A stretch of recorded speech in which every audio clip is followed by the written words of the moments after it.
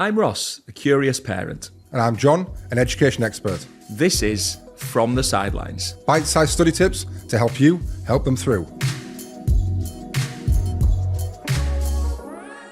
So welcome back, everyone. It's a pleasure to see you, to have you with us on From the Sidelines.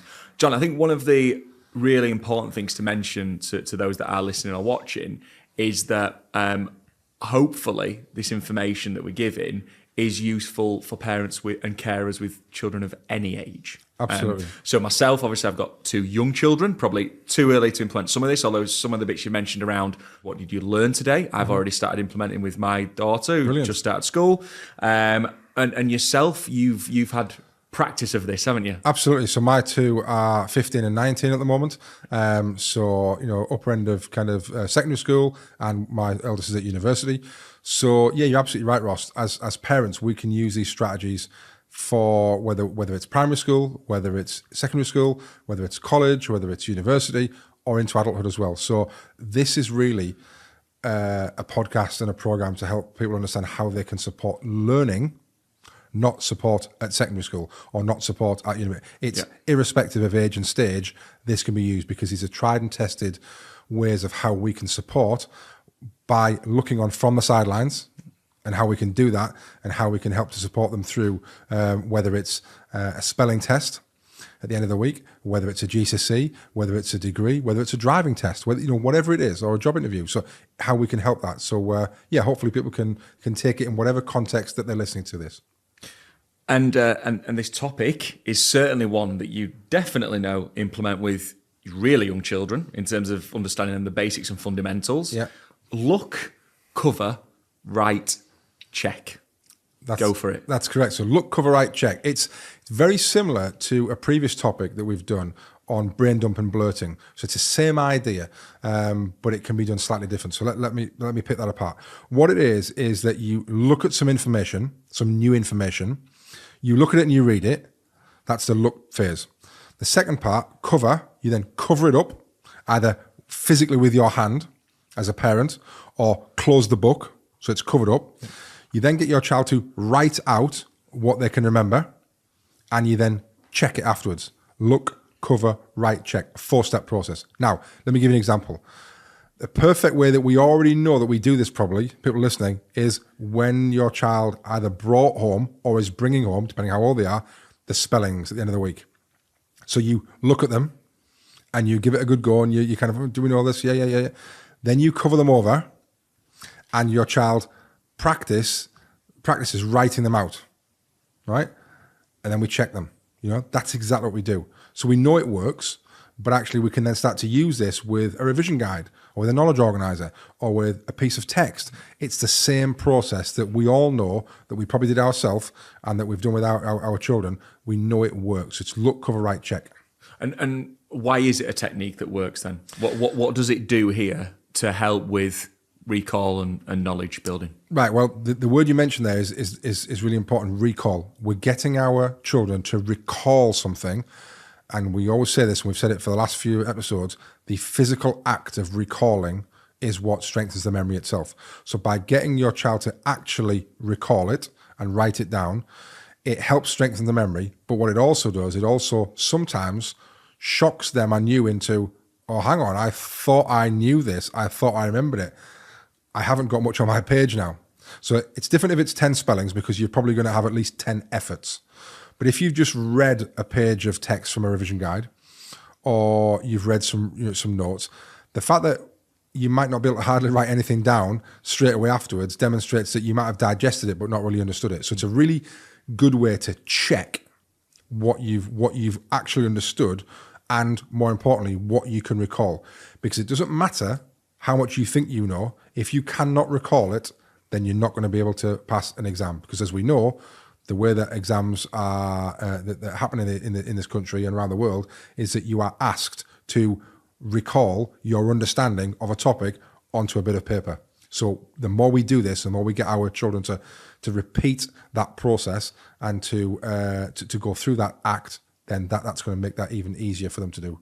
So for anyone interested, and hopefully there's quite a few that are listening to this, in terms of actually doing this, what's the step-by-step process then? Just lay out really simply, how would you do this with your child?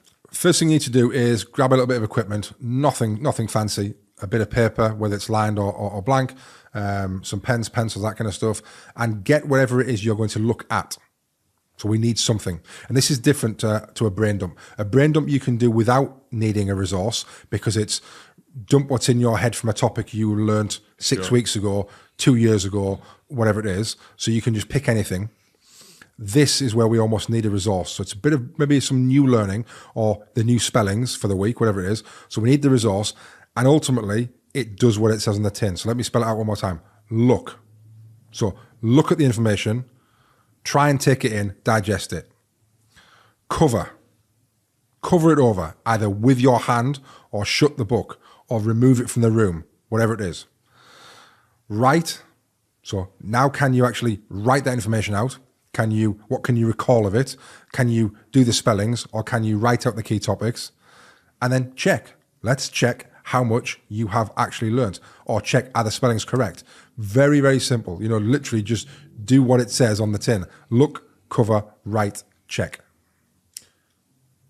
Is there an element in that as well that allows you, I'm thinking for parents and carers where the child might get frustrated about not understanding information, not being able to recall it.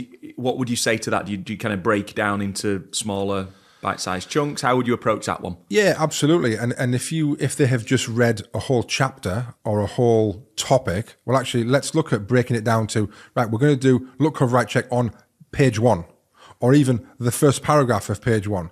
Or, so break it down into small chunks rather than trying to give them too much any one time. And it's a little bit like the Goldilocks approach that we all know from the Goldilocks story, that it's about finding the right level and the right amount, not too little, not too much, just the right amount. So if you take that into practice, it might be that 1 page, 2 pages, 3 pages is too much.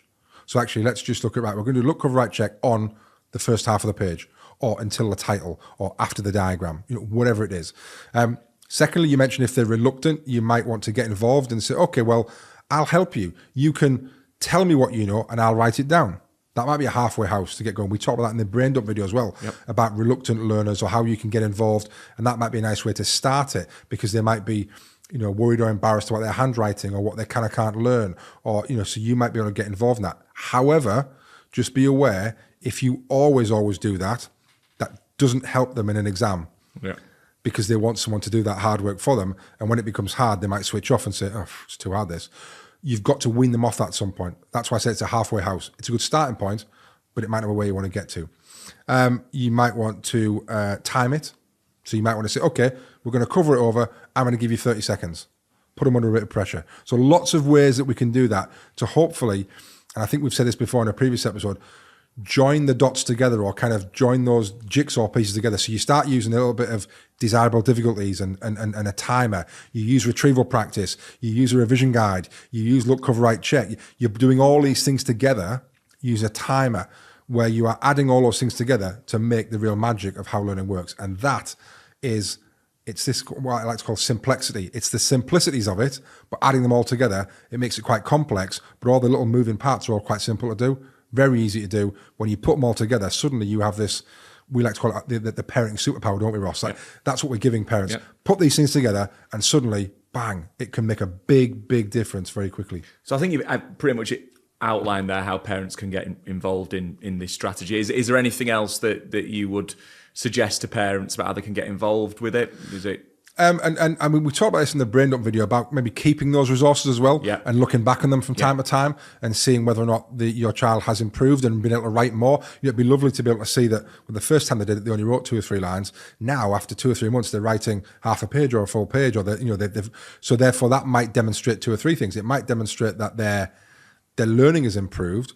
But more importantly, it might have also demonstrated that their confidence and their engagement has improved, that they're far more willing and open and wanting to do that, which is ultimately, if you've got that, you've cracked it, haven't you? Especially if they've been reluctant to begin with, you can show them and you can feel confident as well that you're doing what you need to do as a parent. And that's exactly why we're doing this, to give parents those tools and make parents feel confident in the strategies that they can use to help at home without having to be a qualified teacher. So I'd probably suggest it's the most self-explanatory title that we've got and that we've covered. Absolutely. Look, cover, write, check. Absolutely. There we go. Does what it says on the tin. It certainly does. And we want to see this in action as well. So if you're able to share with us, actually delivering this technique, working with your child at home or wherever that may be, to put this into practice, it's really important, not for us, but also to share this around everybody else that's listening, and all the other parents, carers and champions of young people, where we are ultimately here to help you help them through. Thanks, John. Yeah, it's been a pleasure. And yeah, it'd be lovely to see, what some of those pages look like for people doing look, cover, write, check. Completely. Or, people might be thinking, well, I don't want to take a picture, put a picture of my child in there. Well, an over-the-shoulder shot, that shows them writing with the book there, or how they do it. So it doesn't have to be a picture of them, facing the camera, but just those study notes of how they're doing it. And I think that's really nice for everyone to be able to say, oh, I like that technique. Oh, I didn't think of that. Oh, I'm going to use some different colours. Oh, that really looks good. And just, it's a nice way of engaging everyone as a community to come together to help each other and share ideas with each other, so we can all learn and we can all get better as parents, which is what we want. And I think one final thing just to mention as well is, although there are lots of different topics that we're covering, I think one thing that we're really keen on is actually, as a parent and carer, an adult helping a young person, you can jump into any one of these, implement a technique, and it will make a positive difference. And that's really important to say. You don't have to do steps 1, 2, 3, 4 till you get to this point.